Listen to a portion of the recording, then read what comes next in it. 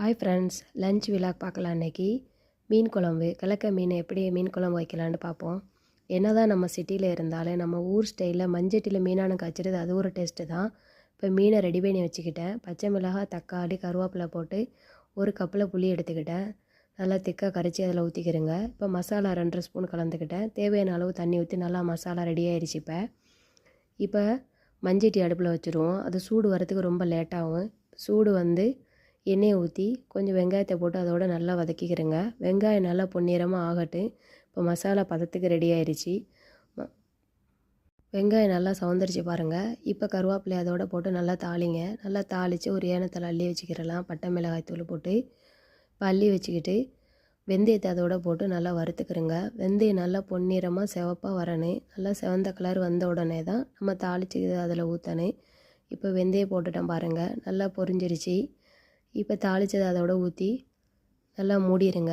நல்லா கொதி வரட்டு. மீனை நான் மீடியத்திலே வச்சுட்டேன்.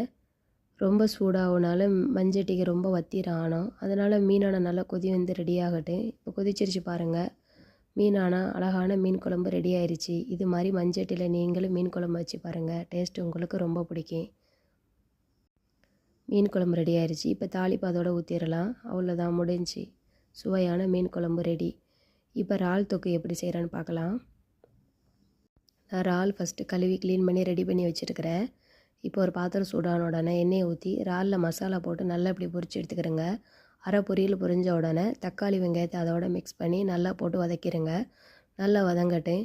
இப்போ வெங்காயத்தண்டு கருவேப்பிலையும் அதோடு சேர்த்துக்கிறலாம். நல்லா வதங்கி வரட்டும். உப்பு தேவையான அளவு போட்டுக்கிறேங்க. இப்போ எண்ணெயிலே தான் இது வதக்குறோம். அதனால் சீக்கிரமாக ட்ரை ஆகி வெங்காயம் டேஸ்ட்டோட இறால் ரொம்ப டேஸ்ட்டாக வரும். இப்போ இறால் தொக்கு ரெடி ஆகிடுச்சு பாருங்கள். மீன் குழம்பு, இறால் தொக்கு, முருங்கைக்காய் அவியல், ரசம் கூட்டுன்னு செம டேஸ்ட். இன்றைக்கி வேறு லெவலில் இன்றைக்கி சமையல் பண்ணியாச்சு. ட்ரை பண்ணி பாருங்கள் நீங்களும். வீடியோ பிடிச்சிருந்தா சப்ஸ்கிரைபர் பண்ணுங்கள். சுவையான மீன் குழம்போட இறால் கூட்டு, முருங்கைக்காய் அவியல், ரசம் சோறுண்டு ரெடி ஆயிடுச்சு.